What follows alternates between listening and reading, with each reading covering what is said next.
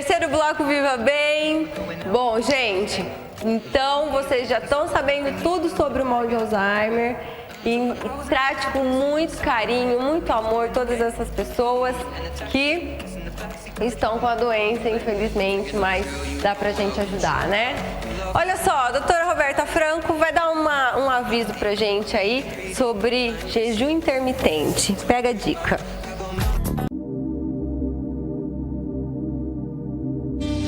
Boa noite, gente. Hoje eu vim falar sobre um assunto que tem se falado tanto, tem se feito tanto e tem uma grande controvérsia, né? Sobre o jejum intermitente. O jejum intermitente é considerado uma dieta, é considerado um estilo de vida para algumas pessoas, principalmente praticantes de atividade física, né?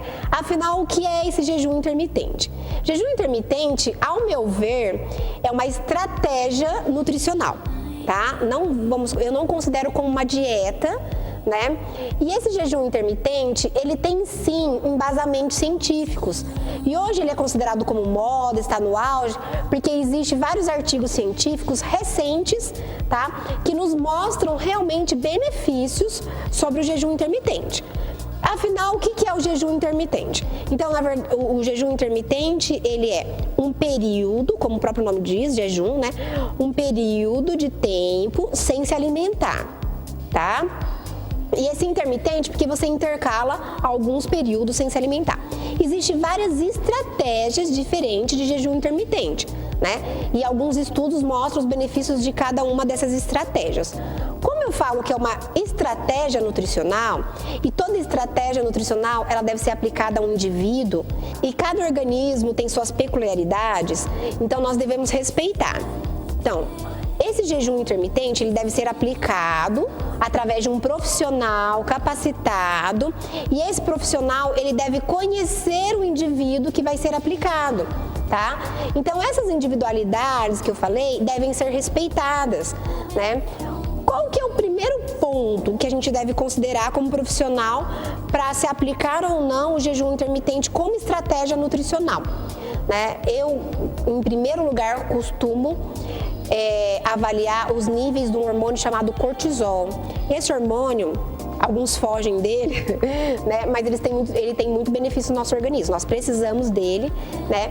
É ele que dá a nossa agitação, é ele que faz a gente levantar da cama, pensar, raciocinar, ter disposição para fazer atividade física.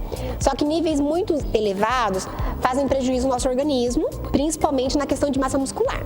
Então, níveis elevados do cortisol faz com que a gente consuma como fonte de energia o músculo e não a gordura, né? Então, pessoas que já vêm com um nível elevado de cortisol, se ficar um período, muito tempo sem se alimentar, pode elevar ainda mais esses níveis desse hormônio, prejudicando o organismo e fazendo com que ele diminua ainda mais a massa muscular. Quanto menos massa muscular, mais lento o metabolismo, a tendência é acumular gordura. Então, essa pessoa não vai ter benefício com o jejum intermitente imediato, tá? Então, às vezes a gente precisa modular esses níveis hormonais, né? Às vezes é um momento que o indivíduo está de estresse ou de correria que não permite, né? Então, nós devemos avaliar principalmente os níveis de cortisol. Uma coisa que é muito importante ser avaliada no indivíduo é a característica psicológica dele, né? E a predisposição dele a ter compulsão ou alguma alteração psicológica relacionada à alimentação, como a bulimia, a anorexia. Então, períodos de tempos maiores do que 4 horas sem se alimentar mexe no cérebro, no centro da saciedade. Então, em algumas pessoas, podendo gerar compulsão alimentar, né? Então, pessoas que tendem a ter compulsão alimentar, pessoas que tendem a, ou já têm um início, ou já têm um histórico de anorexia, de bulimia, que fica esse período, né, de mais de 4 horas, porque o jejum intermitente, ele tem vários protocolos, você pode usar 4 horas, 8 horas, 12 horas, dependendo do indivíduo, ele pode vir a desenvolver esse transtorno psíquico, né, de compulsão. Então, inicialmente ele pode até se beneficiar da dieta, da estratégia de jejum intermitente, mas ao longo prazo gerar alguns desequilíbrios da compulsão alimentar. Então, esses 2 pontos são os pontos mais importantes que nós devemos levar em consideração para estar avaliando no paciente. Afinal, então, quais são os benefícios do jejum intermitente? Como eu já falei, existe realmente vários artigos científicos que comprovam os benefícios, artigos inclusive recentes também, né? E esses benefícios, eles são inúmeros, né? Resumindo para vocês de uma forma mais fácil e prática, né?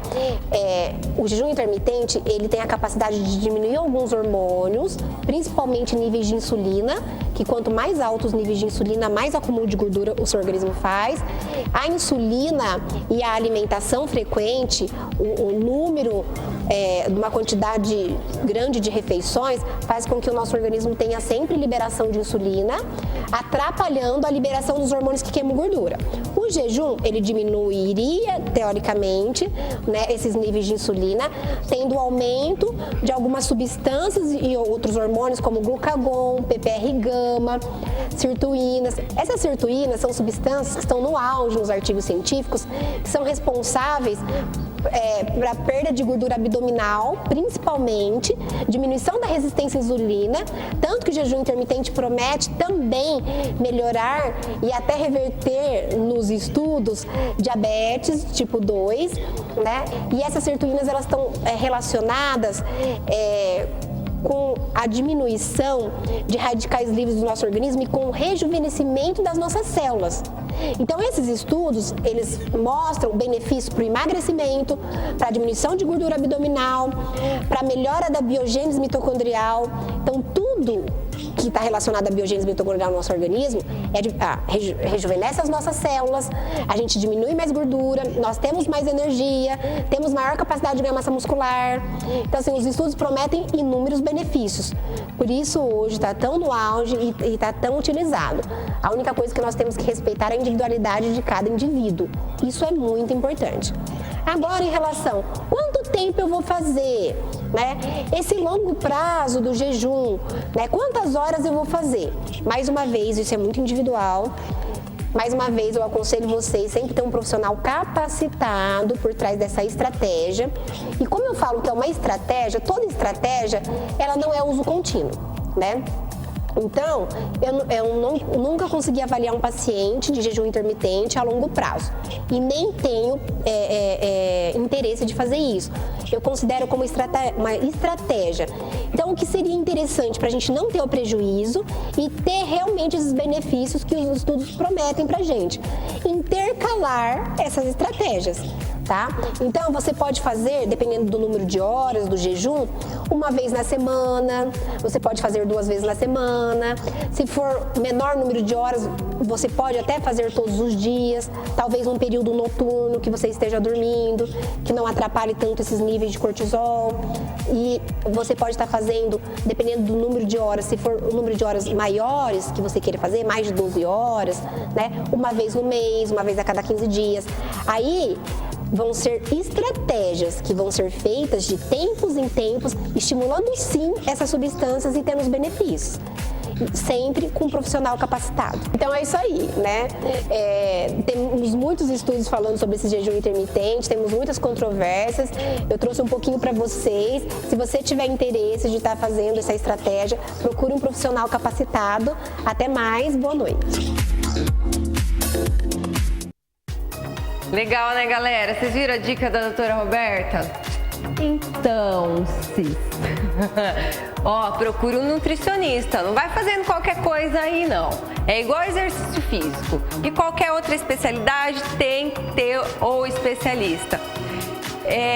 A doutora Roberta tá no nosso Facebook, pode procurar por lá. Se quiser deixar alguma perguntinha, ela responde. Também tem o Instagram, Facebook dela, fiquem à vontade.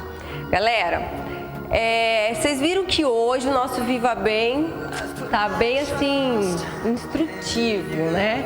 Então, não fique de fora, né? Atividade física, alimentação é um leque para não ter doença.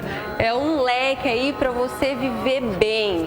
Então, não fique de fora das nossas dicas do nosso Viva Bem, toda segunda-feira, 21h45. Queria deixar aqui o meu muito obrigada a todos os meus alunos que me parabenizou pelo Dia do Educador Físico.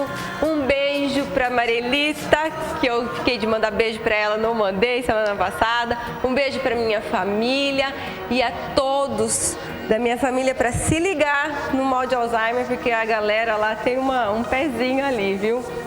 Eu quero deixar um beijo também para Cassiana Seragucci, que hoje ela me disponibilizou um brinco super lindo, com as pulseiras super lindas. Ela falou assim, ai Carol, tem umas coisas show de bola que o pessoal vai gostar de ver. Então tá aqui, Cássio, meu muito obrigada, viu? Pela minha parceria aí. Galera, o Viva Bem de hoje fica por aqui. Infelizmente, mas segunda-feira estaremos aqui de volta, 21h45. Quero que a semana de vocês, como sempre, seja muito produtiva, de muita alimentação boa, atividade física. Não fiquem de fora do evento do doutor, que vai ser no dia 22 de setembro, ok? Um beijo e não esqueçam, hein? Vivam sempre muito bem!